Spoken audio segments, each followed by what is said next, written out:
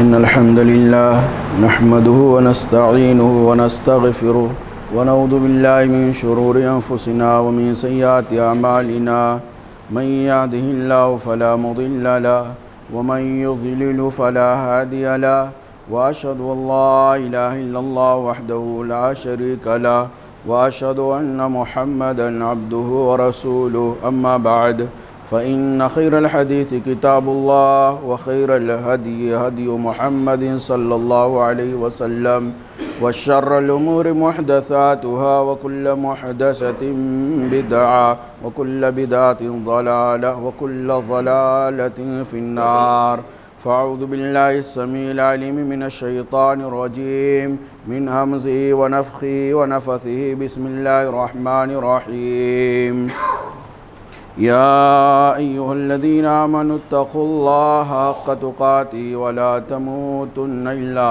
وأنتم مسلمون يا أيها الناس اتقوا ربكم الذي خلقكم من نفس واحدة وخلق منها زوجها وبث منهما رجالا كثيرا ونساء واتقوا الله الذي تساءلون به والأرحام إن الله كان عليكم رقيبا يا أيها الذين آمنوا اتقوا الله وقولوا قولا سديدا يصلح لكم أعمالكم ويغفر لكم ذنوبكم ومن يطع الله ورسوله فقد فاز فوزا عظيما اللهم صل على محمد وعلى آل محمد كما صليت على إبراهيم وعلى آل إبراهيم إنك حميد مجيد اللهم بارك على محمد وعلى آل محمد كما باركت على إبراهيم وعلى آل إبراهيم إنك حميد مجيد اللهم انفعني بما علمتني وعلمني ما ينفعني وزدني علما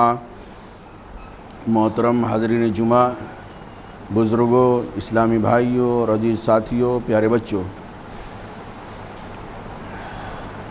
اس دنیا میں سب سے پہلا رشتہ جو وجود میں آیا ہے وہ میاں بیوی کا رشتہ ہے۔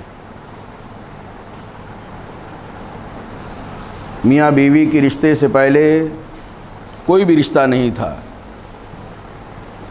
اس کا مطلب یہ ہوا کہ میاں بیوی کا رشتہ یہ تمام رشتوں کی جڑ ہے۔ تمام رشتے میاں بیوی کے رشتے سے نکلتے ہیں۔ اگر میاں بیوی نہ ہو تو پھر کوئی رشتہ نہیں ہے، نہ ماں باپ کا رشتہ ہے، نہ بیٹی ماں کا رشتہ ہے، نہ بھائی بہن کا رشتہ ہے، نہ چاچا بھتیجے کا رشتہ ہے، کوئی رشتہ، سارے کے سارے رشتے اسی کوکھ سے جنم لیتے ہیں۔ وہ کوکھ کا نام ہے میاں اور بیوی کا رشتہ۔ یعنی جب دنیا کے اندر سب سے پہلا رشتہ کون ہے؟ آدم اور حوا کا، دونوں میں کیا رشتہ ہے؟ ان سے پہلے کوئی بتائے کہ ماں باپ کا رشتہ تھا، بھائی بہن کا رشتہ تھا، بیٹے کا رشتہ تھا؟ بالکل نہیں تھا۔ سب سے پہلا جو رشتہ اس دنیا کے اندر اللہ تعالیٰ نے بنایا ہے وہ میاں اور بیوی کا رشتہ ہے۔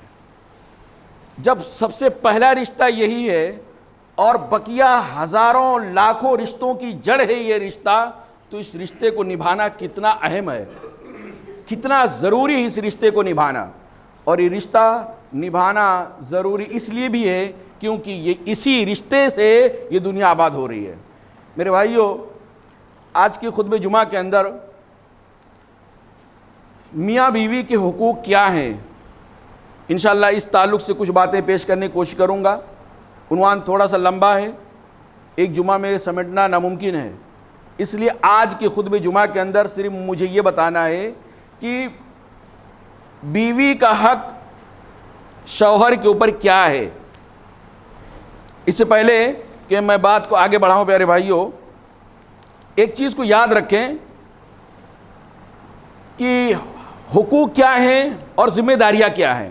یہ دو لفظ کی میننگ سمجھ لیں، اس کے بعد پھر ہم آگے بڑھتے ہیں۔ دو لفظ کیا ہے، دو ورڈ کیا ہیں؟ حقوق اور ذمہ داریاں۔ یہ بہت عام بول چال میں استعمال کیا جاتا ہے، بہت ہی سرل لفظوں میں اس کو استعمال کیا جاتا ہے۔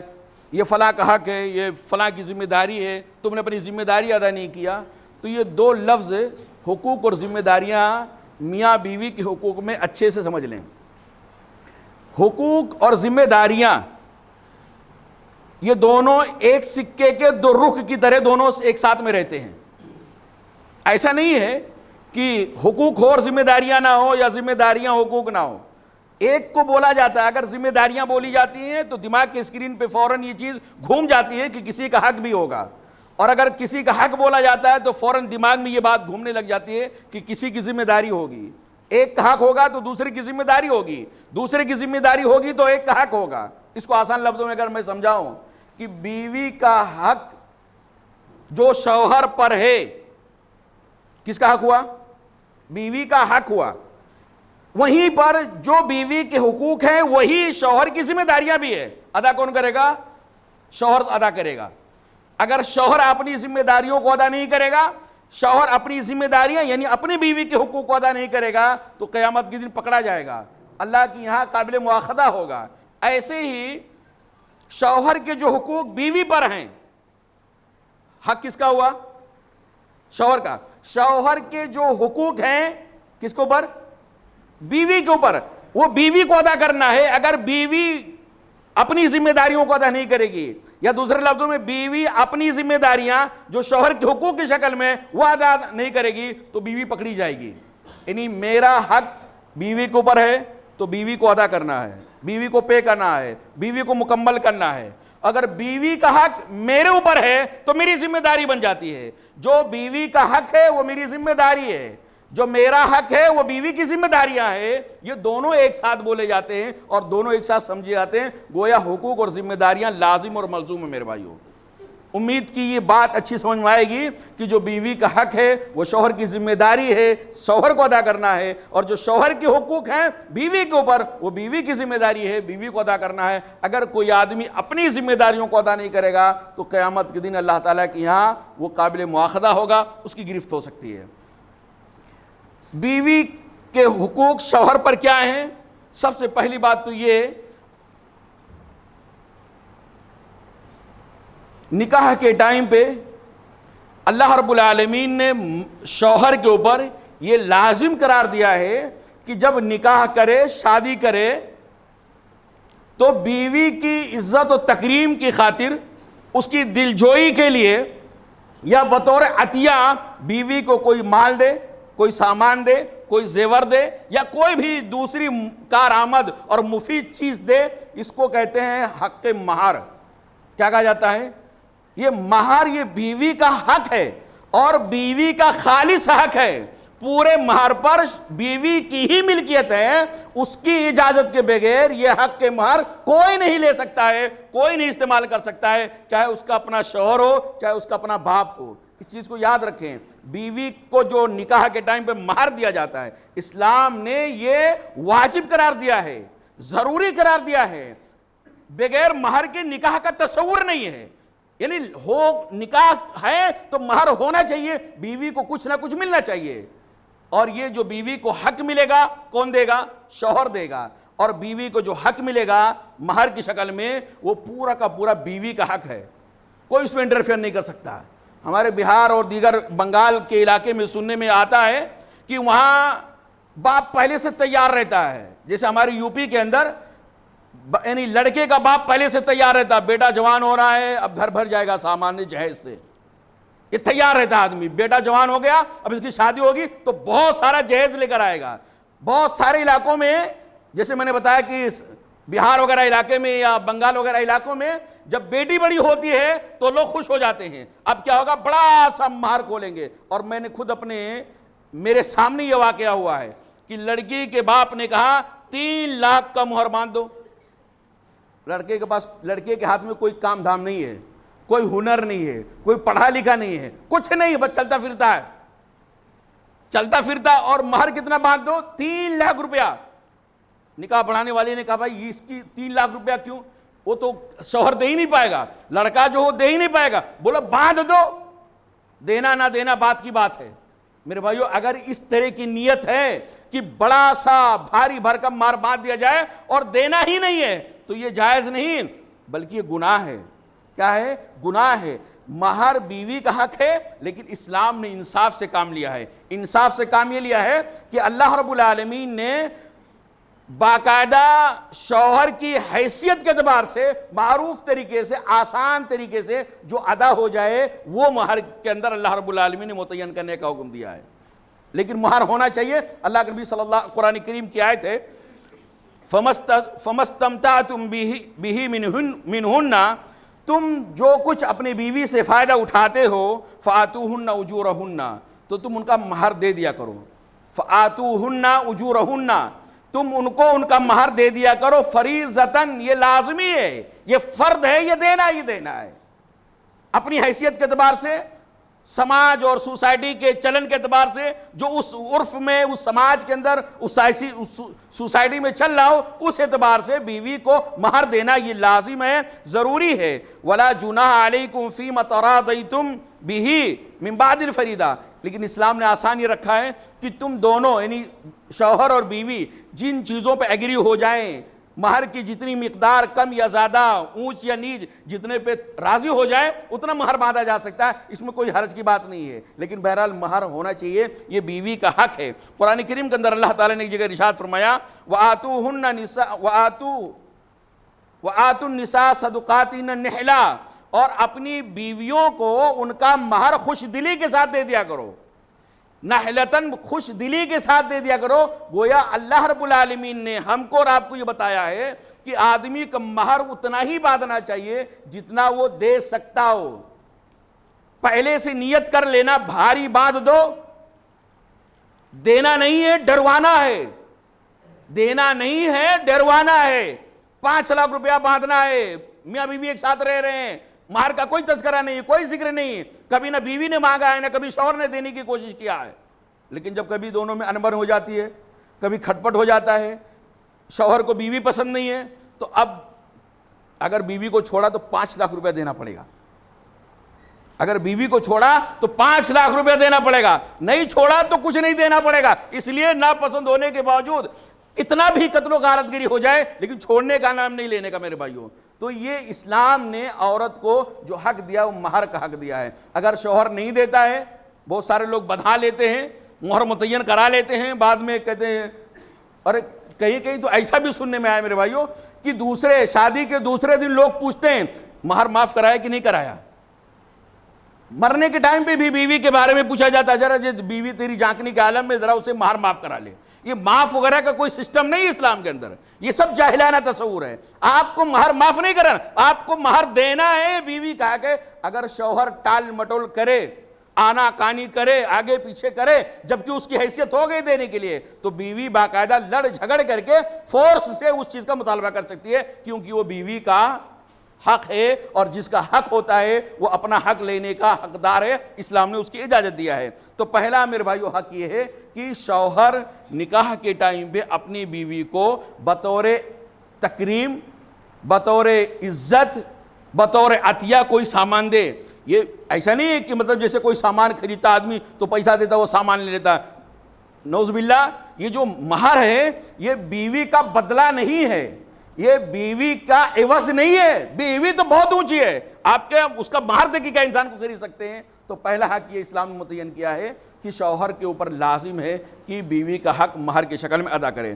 اسی طرح میرے بھائی دوسرا حق یہ ہے کہ بیوی کے نان و نفقہ، اس کے اخراجات، اس کا کپڑا لتا، کھانا پینا، رہنا، رہائش، دوا دارو، ساری کی ساری چیزوں کی جو بنیادی ضرورت بیوی کو پڑے گی وہ کون ادا کرے گا؟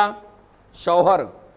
شوہر کی یہ ذمہ داری بنتی ہے کہ بیوی کے نان و نفقہ کا انتظام کرے، اپنے اعتبار سے، اپنی طاقت، قوت، حیثیت کے اعتبار سے اچھا سے اچھا بیوی کو کھلائے، اچھا سے اچھا پہنائے، اچھی سے اچھی جگہ پہ رہے، ایسی جگہوں پہ اس کو رہنے کے لیے مواقع فراہم کرے جہاں پہ اس کی بیوی اپنی عزت و آبرو کی حفاظت کر سکتی ہو۔ یہ شوہر کے اوپر ذمہ داری ہے جو بیوی کا حق ہے۔ قرآن کریم کے اندر اللہ رب العالمین نے ارشاد فرمایا، دیکھیے اب آپ کوئی آدمی یہ بول سکتا ہے، شادی کے بعد یہ کہہ سکتا ہے کہ میں نے یہ تو شرط نہیں لگایا تھا کہ پوری زندگی تم کو کھلاؤں گا، پوری زندگی تم کو پہناؤں گا، پوری زندگی تمہاری بیماری کا اخراجات میں برداشت کروں گا، تم پوری زندگی میں تمہارے لیے رہنے کا انتظام کروں گا۔ میں نے تو ایسا نکاح میں کوئی چیز بولا ہی نہیں تھا۔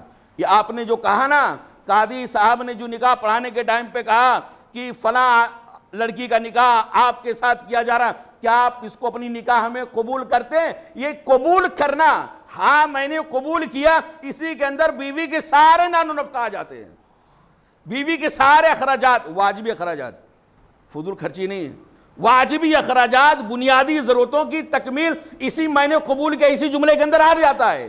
اللہ رب العالمین نے دیکھیں قرآن کریم کے اندر ارشاد فرمایا،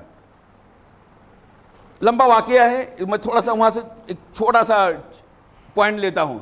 اللہ تعالیٰ نے حضرت آدم اور حوا کو جنت میں ڈال دیا، جنت میں بسا دیا اور کہہ دیا دیکھو تم جاؤ اور تمہاری بیوی ہے جی جنت میں رہو، اور یہ جو ابلیس ہے نا یہ تمہارا کون ہے؟ تمہارا بھی دشمن ہے، دونوں کو بتائیے تمہارا بھی دشمن ہے اس کا بھی دشمن ہے، ذرا سنبھل کے رہنا، تم لوگ جنت میں جاؤ۔ اللہ نے کیا کہا؟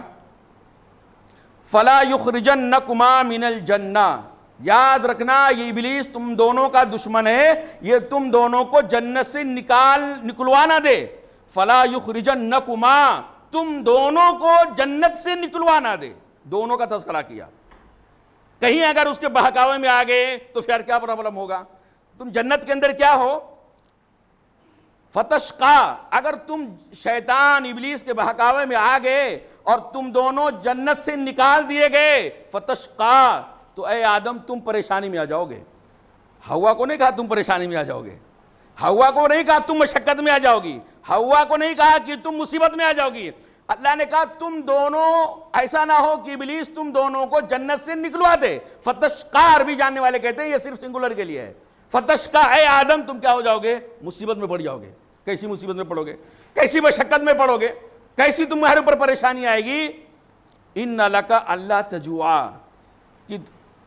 فیہا ولا تعرا وانک لا تظمأ فیہا ولا تضحا، کہ تم کو جنت میں فری میں کھانا مل رہا تھا، فری میں کپڑا مل رہا تھا، کپڑا پہننے کے لیے، بدن ڈھانکنے کے لیے، فری میں پانی مل رہا تھا، فری میں سایہ مل رہا تھا، رہنے کی جگہ تم کو فری میں تھا۔ کوئی کسی بھی چیز کو حاصل کرنے کے لیے تم کو محنت، تم کو مشقت، تم کو پریشانی برداشت نہیں کرنی پڑتی تھی، ساری کی ساری چیزیں تم کو جنت میں فری مل رہی، تم کو بھی مل رہی تھی، تمہاری بیوی کو مل رہی تھی۔ لیکن اگر تم شیطان کے بہکاوے میں آئے اور شیطان کہیں تم کو بہکا کر کے ایسا کام کرا دیا جو جنت سے نکلوانے کا سبب ہے، اگر تم دونوں کو شیطان نے جنت سے نکلوا دیا تو اے آدم علیہ السلام پوری کی پوری محنت، پوری کی پوری پریشانی تمہارے سر پہ آ جائے گی۔ اب تم کو کھانے کے لیے محنت کرنا پڑے گا، خود کھانے کے لیے، بیوی کو کھلانے کے لیے، خود پہننے کے لیے، بیوی کو پہنانے کے لیے، خود رہنے کے لیے، بیوی کو رکھنے کے لیے، تم کو اب گھر مکان، کھانا پینا، کپڑا لتا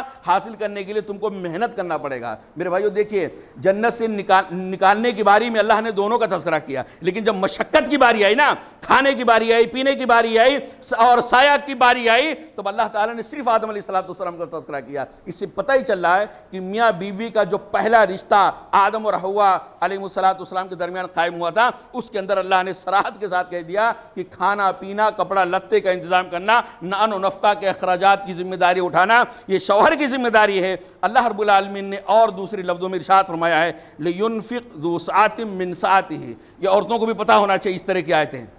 لِيُنْفِقْ ذُو سَعَةٍ مِّن سَعَتِهِ، کشادگی والا، وسعت والا، صاحب حیثیت آدمی اپنی حیثیت کے اعتبار سے خرچ کرے۔ لِيُنْفِقْ، چاہیے کہ نان و نفقہ دے، ذو ساعتن، وسعت والا، من ساعتی، اپنی طاقت کے اعتبار سے، یعنی جس کو اللہ نے بہت دیا ہے، اللہ نے جس کو بہت نوازا ہے، وہ اللہ کے نوازے ہوئے میں سے اپنی حیثیت کے اعتبار سے اچھا سے اچھا بیوی کے لیے انتظام کرے، اچھا سے اچھا کھانے کا انتظام، اچھا پہننے کے انتظام، اچھے سے اچھا رہنے کا انتظام۔ یہ صاحب حیثیت لوگوں پر واجب اور ضروری ہے کہ اپنی حیثیت کے مطابق بیوی کے ساتھ خرچ کریں اور بخیلی کا ارتکاب نہ کریں، بخیل نہ بنیں، بخل اور کنجوسی سے بچیں، کیونکہ اللہ تعالیٰ نے دیا ہے اپنے بیوی بچوں کو کھلانے کے لیے۔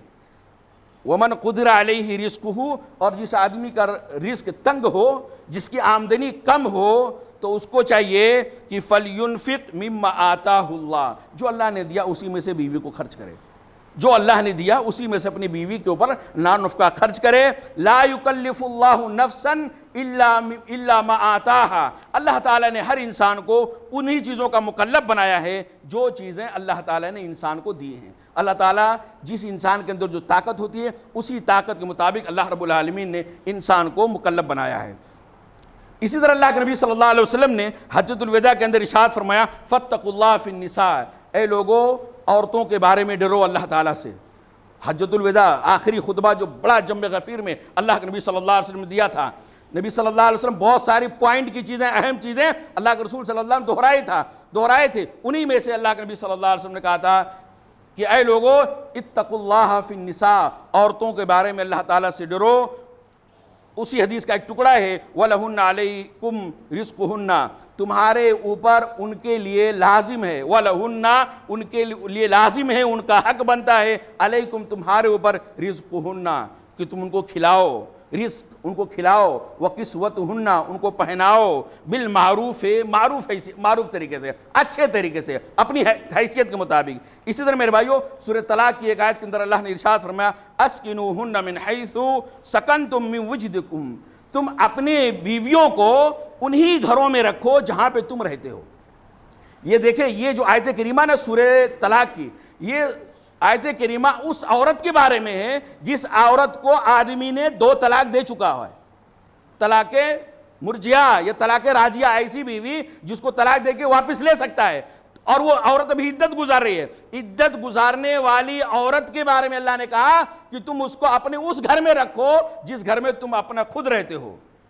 اب بتائیں وہ تو آپ کی بیوی ہے نہیں, مطلب 1 طلاق 2 طلاق, اور ابھی آپ اس کے اندر اگر رجوع نہیں کرنا چاہتے ہو آپ اس سے میاں بیوی کا رشتہ منعقد نہیں کر سکتے, میاں بیوی کے تعلقات قائم نہیں کر سکتے. وہ تو ایسی ہے اس عورت کو اللہ تعالیٰ کہ اپنے گھر میں رکھو جو آپ کی اپنی بیوی ہے, جس کو آپ نے طلاق نہیں دیا. وہ بدرجہ اولا اس بات کی حقدار ہے کہ جہاں آدمی رہتا ہے وہاں اپنے ساتھ اپنی بیوی کو رکھے. میرے بھائیوں یہی نہیں, اللہ کے رسول صلی اللہ علیہ وسلم نے باقاعدہ اپنی بیویوں کے لیے رہنے کا الگ سے انتظام کیا تھا. ہر بیوی کے لیے الگ سے اللہ کے نبی صلی اللہ علیہ وسلم نے انتظام کیا تھا. صحابہ کرام کے زمانے میں بھی یہی طریقہ تھا کہ اپنی بیویوں کے لیے باقاعدہ الگ سے انتظام کیا کرتے تھے, جیسا کہ میں نے پچھلے خطبہ جمعہ کے اندر تفصیل سے اس بات پر گفتگو کیا تھا. میرے بھائیوں تو پہلا حق ہو گیا حق مہر ہو گیا.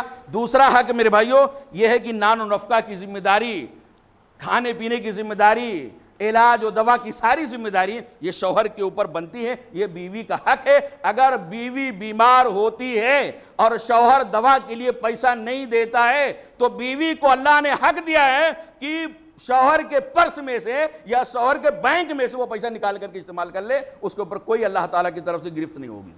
یہ اللہ نے حق دیا ہے. اس لیے پہلے سوچ لیں کہ جب ہم کہتے ہیں ہم نے قبول کیا تو یہ قبول کہنے کی وجہ سے ہمارے اوپر کیا کیا چیزیں لازم اور ضروری ہو جاتی ہیں. اسی طرح میرے بھائیو تیسرا حق بیوی کا شوہر کے اوپر یہ ہے کہ شوہر اپنی بیوی کے تعلیم و تربیت کا انتظام کرے. یہ عجیب سا لگ رہا ہوگا آپ کو, یہ عجیب سا لگ رہا ہوگا کہ ایک شوہر اپنی بیوی کے تعلیم و تربیت کا انتظام کیا کرے گا. وہ تو پہلے اپنے باپ کے یہاں سے تربیت یافتہ ہو کے آئی ہے, وہ اپنے باپ کے یہاں سے پہلے تعلیم حاصل کر کے آئی ہے, یہی ہم جانتے ہیں نا. لیکن ایک شوہر کے اوپر یہ ذمہ داری بنتی ہے کہ اپنی بیوی کو اسلامی تعلیمات دے, خالص اسلامی تربیت اس کی کرے. قرآن کریم کے اندر اللہ تعالیٰ نے ارشاد فرمایا یا ایھا الذین آمنوا, اے وہ لوگوں جو ایمان لائے ہو. اللہ تعالیٰ نے ہم سے اور آپ سے گفتگو کر رہا ہے, اہل ایمان سے. یا ایھا الذین آمنوا, اے وہ لوگوں جو ایمان لائے ہو. اتقوا, اے وہ لوگ, قوا انفسکم واہلیکم نارا, اے وہ لوگوں جو ایمان لائے ہو اپنے آپ کو جہنم سے بچاؤ اور اپنے اہل و عیال کو, اپنے گھر والوں کو بھی جہنم کے آگ سے بچاؤ. اب اس کے اندر تعلیم و تربیت کہاں ہے؟ آدمی اپنے آپ کو جہنم کے آگ سے کیسے بچائے گا, اپنے بیوی بچوں کو جہنم کے آگ سے کیسے بچائے گا؟ میرے بھائیو جب تک ہر آدمی یہ جانتا ہے کہ جب تک بیوی کو اسلام کے مبادیات اور بنیادی تعلیمات نہ دی جائیں, صالح اور نیک تربیت نہ کی جائے, نہ بیوی کو جہنم سے بچا سکتا ہے اور نہ ہی بچوں کو بچا سکتا ہے. جہنم سے خود بچنے کے لیے, بیوی بچوں کو بچانے کے لیے ضروری ہے کہ آدمی جانے عقیدے کی پختگی کیا ہے، توحید کیا ہے، رسالت کیا ہے، کلمہ کا معنی کیا ہے، اسلام کی بنیادی چیزیں کیا ہے، ایمان کے ارکان کیا ہے، اسلام کے ارکان کیا ہیں، کن کن چیزوں سے ایمان کے ارکان میں درار پیدا ہوتا ہے، کن کن چیزوں میں اسلام کے ارکان میں درار پیدا ہوتا ہے، نماز کیسے پڑھا جائے، روزہ کیسے رکھا جائے، کچھ گھریلو یعنی کچھ عورتوں کے مخصوص مسائل ہوتے ہیں۔ باپ کے یہاں بیوی سیکھ کے نہیں آئی، آپ کی جو بیوی ہے اپنے باپ کی یہاں اس سیکھ کر کے نہیں آئی، بہت ساری چیزیں ہوتی ہیں، شادی سے پہلے اس کی ضرورت نہیں پڑتی ہے، شادی کے بعد بہت سارے دینی مسئلے مسائل عورتوں کے ہوتے ہیں جو عورت کو اب ضرورت پڑتی ہے۔ ایسی صورت میں یہ بیوی کا حق ہے شوہر کے اوپر کہ شوہر اس کے لیے اسلامی تعلیمات کا انتظام کرے، مسئلے مسائل اگر بیوی کے ہیں، آتا ہے خود شوہر کو تو اس کو حل کرے، نہیں آتا ہے تو علماء سے، فقہاء سے، اہل علم سے رابطہ قائم کر کے بیوی کے اندرونی مسائل کو حل کرنے کی خود کوشش کرے۔ اور اس وقت میرے بھائیوں اگر میں بتاؤں کہ سب سے آسان طریقہ یہ ہے، یہ بیوی کا حق ہے اسلامی تعلیم دینا، اسلام کے مبادیات سے، اسلام کے عقائد سے بیوی کو روشناس کرانا، یہ شوہر کی ذمہ داری ہے۔ اگر شوہر اپنی بیوی کو روزے کے مسائل نہیں بتا پا رہا ہے، نماز کے مسائل نہیں بتا پا رہا ہے، توحید کے مسائل نہیں بتا پا رہا ہے، شرک کی خطرناکی نہیں بتا پا رہا ہے، بدعت کی ہولناکی نہیں بتا پا رہا ہے، تو ایسی صورت میں بیوی کل قیامت کے دن شوہر کے گریبان کو پکڑنے کا حق رکھتی ہے میرے بھائیوں کہ یہ میرا حق میرے شوہر کے اوپر تھا، لیکن اس نے اپنی ذمہ داری ادا نہیں کیا، کیونکہ اللہ نے کہا قُوا أَنفُسَكُمْ وَأَهْلِيكُمْ نَارًا، اپنے آپ کو جہنم کی آگ سے بچاؤ اور اپنے گھر والوں کو بھی جہنم کی آگ سے بچاؤ۔ اس وقت جو سب سے آسان طریقہ ہے یہ احسان مانیں کہ اپنی بیویوں کو، اپنے گھر کی خواتین کو، جہاں پہ اسلامی مدارس چل رہے ہیں، اسلامی کلاسز چل رہے ہیں، دینی پروگرام ہوتے ہیں، اجتماعات ہوتے ہیں، جہاں اسپیشل عورتوں کے لیے انتظام ہوتا ہے، بیان کرنے والی بھی عورت، سننے والی بھی عورت، حاضر ہونے والی تمام کی تمام عورتیں ہوتی ہیں، ایسے پروگراموں میں اپنی گھر کی خواتین کو حاضر ہونے کا موقع فراہم کریں، ان کو ابھاریں، بلکہ بہت سارے گھر کے کام خود کر لیں، لیکن اپنی بیوی کو بھیجیں ایسے اجتماعات کے اندر، ایسے پروگراموں کے اندر، اور ایسے یعنی محفلوں کے اندر، ایسے کلاسز کے اندر جہاں پہ آپ کی بیوی جو آپ کی ذمہ داری بنتی ہے اس کو تعلیم دینا، لیکن آپ نہیں دے پا رہے ہیں، تو جہاں پہ اس طرح کا انتظام ہے ایسے انتظامات سے اپنی بیوی کو فائدہ پہنچانے کی کوشش کریں، آپ بری ذمہ ہو جائیں گے، لیکن آپ کے علاقے میں، آپ کی کالونی میں، آپ کی سوسائٹی میں دینی اجتماعات ہو رہے ہیں، دین کی باتیں، عقیدے کی باتیں، توحید کی باتیں، آخرت کی باتیں سمجھائی جا رہی ہیں، اور آپ اپنی بیوی کو سختی سے یا تو منع کر رہے ہیں، یا تو کام اتنا سارا ہے، غلط ٹائم پہ پروگرام رکھا گیا نہیں جانے کا، تو یاد رکھیے آپ اپنی ذمہ داری کو ادا نہیں کر رہے، بلکہ اپنی ذمہ داری کو ادا نہ کرنے کے راستے میں خود رکاوٹیں بن رہے ہیں۔ سماج آپ کو اجازت دیتا ہے کہ آپ اپنی ذمہ داریاں اس طرح ادا کر لیں کہ 2 کام گھر کے بیوی سے کم کرائیں، وہ کام خود کر لیں، لیکن بیوی کو، بچوں کو ایسے پروگراموں سے استفادہ کرنے کا موقع فراہم کریں۔ یقیناً یہ آپ کی ذمہ داری بنتی ہے، اور اگر آپ ایسا نہیں کریں گے اور آپ کی بیوی نماز پڑھتی رہی، نہ رفع الیدین کا طریقہ معلوم ہے، نہ دعائیں معلوم، اللہ اکبر، ابھی بہت سارے لوگوں سے اگر پوچھا جائے بھائیوں میں سے، ان کو نماز کی یعنی تشہد نہیں یاد ہے، تشہد کے بعد درود بھی پڑھا جاتا ہے، اور بہت سارے لوگ اچنبے میں آ جاتے ہیں، اچھا درود کے بعد ایک دعا اور پڑھی جاتی ہے، اس اور حیران پریشان ہو جاتے ہیں میرے بھائیوں۔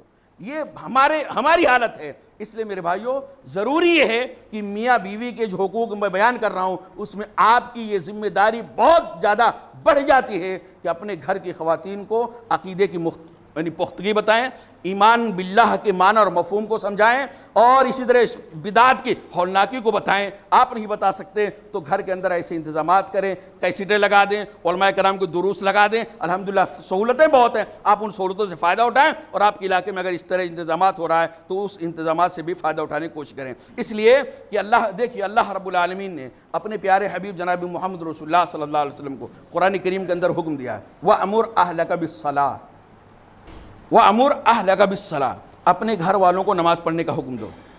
یہ بیوی کا حق ہے نا، بیوی کا حق ہے کہ شوہر اپنی بیوی کو نماز کا پابند بنائے، اور یہ شوہر کی ذمہ داری بھی بنتی ہے۔ اللہ تعالیٰ نے اپنے پیارے نبی محمد صلی اللہ علیہ وسلم کو، آخری نبی کو کہہ رہے ہیں کہ وَأَمُرْ أَهْلَكَ بِالصَّلَاةِ، اپنی گھر والوں کو نماز کی تعلیم دو، نماز کا حکم دو۔ گھر والوں میں کون ہے؟ عائشہ، سودا، صفیہ، زینب، ام المساکین، یہ ہائی کوالٹی کی. اور اس کے بعد حضرت اسماعیل علیہ السلام کے بارے میں اللہ نے بیان فرمایا وَقَانَ يَأْمُرُ أَهْلَهُ بِالصَّلَاةِ. اسماعیل علیہ السلام اپنے بیوی کو اپنے گھر والوں کو نماز پڑھنے کا حکم دیا کرتے تھے. وَاسْتَبِرْ عَلَيْهَا، اپنے گھر والوں کو نماز کا حکم دو. وَاسْتَبِرْ عَلَيْهَا، اور خود اس پر جمے رہو. یہ آگے والا ٹکڑا بڑا مشکل ہے. یعنی گویا بیوی کو دیندار بنانا، بیوی کو اسلامی تعلیمات کا خوگر بنانا، معاملات کیسے ہونے چاہیے، اخلاقیات کا پیکر بنانا بیوی کو، اس کے لیے پہلے ضروری ہے کہ ہم پہلے اس سانچے میں خود اتر کر کے دیکھیں. نماز پڑھنے کا بیوی کو حکم دے تو پہلے نمازی بنیں، اخلاقیات کی تعلیم دے، بدتمیزی نہ کر، اچھے سے بات کر تو پہلے اچھے سے بات کرنا سیکھ لیں، بدتمیزی سے اپنے آپ کو بچائیں، اس کے بعد تعلیم دیں. یہی اللہ تعالیٰ نے کہا وَأْمُرْ أَهْلَكَ بِالصَّلَاةِ وَاسْتَبِرْ عَلَيْهَا. اپنی بیوی کو، اپنے گھر والوں کو نماز کا حکم دو اور اس پر خود جمے رہو. اسی طرح میرے بھائیوں، ایک اور بیوی کا حق جو شوہر کے اوپر یہ ہے وہ یہ کہ بیوی شوہر کے لیے قیمتی خزانہ ہے، انمول خزانہ ہے، بہت بیش بہا خزانہ ہے. خیر متاع دنیا المرأۃ الصالحہ، دنیا کی سب سے بہترین فائدہ اٹھانے والی چیز وہ نیک بیوی ہے. اس کا یہ مطلب ہے. تو بیوی جو ہے وہ شوہر کے لیے انمول خزانہ ہے. اب شوہر کی ذمہ داری یہ بنتی ہے کہ اس انمول خزانے کو بچانے کی فکر کرے، ذمہ داری کو قبول کرے کہ یہ انمول خزانہ، قیمتی خزانہ کہیں ضائع نہ ہو جائے. بیوی کی عزت و آبرو کی حفاظت کرنا یہ شوہر کی ذمہ داری ہے. شادی ہو گئی، دوست بھی اندر آ رہے ہیں، وہ دوست کی بیوی میرے ساتھ، میری بیوی دوست کے ساتھ، کلچر بہت آگے جا رہا ہے، بہت بے حیائی پھیلی جا رہی ہے. اور اس کے بعد کہتے ہیں میں کیا کروں، بیوی بعد میں بولتی میں کیا کروں. شادی حال میں دیکھو، مسلمانوں کی شادی حال میں دیکھو، پتہ نہیں چلتا دولہا کون ہے، پتہ نہیں چلتا. ایک وہی بیوی، دو جینس ادھر بیٹھے ہیں، دو جینس ادھر بیٹھے ہوئے ہیں. ارے اس میں تمیز کرنا مشکل ہو جاتا ہے کہ مطلب اس میں دولہا کون ہے. اب تو پہناوا بھی ایک جیسا ہو گیا ہے. میرے بھائیو یہ بے شرمی کی چیز ہے. اللہ تعالیٰ نے باقاعدہ شوہروں کے اوپر یہ ذمہ داری عائد کی ہے کہ اپنی بیوی کی عزت و آبرو کی حفاظت کریں. اور عزت و آبرو کی حفاظت کرنے کے اندر یہ چیز سر دست شامل ہے کہ شوہر اپنے گھر کے اندر اپنی اجازت کے بغیر کسی اجنبی مرد کو یا غیر محرم مرد کو یا اجنبیہ عورت کو بھی اپنی اجازت کے بغیر گھر میں نہ آنے دے. چاہے وہ اجنبی ہو، چاہے وہ اپنا رشتہ دار ہو لیکن غیر محرم ہو، یا اسی طرح کوئی اجنبی عورت ہو. عورتوں کو بھی ایک آدمی اپنی بیوی کے ساتھ بغیر اجازت کے گھر میں نہ آنے دے. یہ بیوی کی عزت و آبرو کی حفاظت کا بہت بنیادی اصول ہے. اس لیے کہ سماج کے اندر بہت سارے لوگ ہوتے ہیں جن کا کام ہی ہوتا ہے، یا بہت ساری عورتیں ہوتی ہیں جن کا کام ہی ہوتا ہے میاں بیوی میں درار پیدا کرنا، میاں بیوی میں یعنی لڑائی جھگڑا کرانا. یہ اس کی چگلی اور یہ وہ نہ جانے کیا کیا دکھاتی ہے، اور بہت سارے گھر ایسے اجڑ جا رہے ہیں. تو ایک تو یہ بیوی کی عزت و آبرو کی حفاظت کرنے میں یہ چیز شامل ہے کہ اپنے گھر میں شوہر اپنی اجازت کے بغیر کسی کو نہ آنے دے.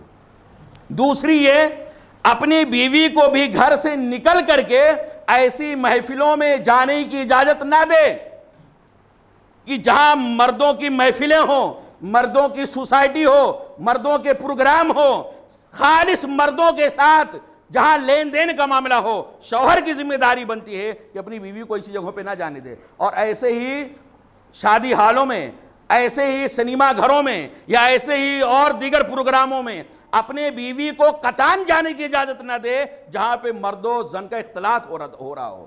یعنی بہت سارے مرد بھی ہیں، عورتیں بھی ہیں، اس میں مکس ہو رہے ہیں، پتہ نہیں چل رہا کون بیوی شوہر کا رشتہ ہے، کون بھائی بہن کا رشتہ ہے، کون ہے جو بغیر نکاح کے ایک ساتھ میں رہ رہے ہیں، کچھ نہ پتہ ہو. ایسے بے حیائی علاقے میں، ایسے بے حیائی کے پروگراموں میں، ایسے بدتمیزی والے پروگراموں میں شوہر کی ذمہ داری ہے کہ اپنی بیوی کو نہ بھیجے.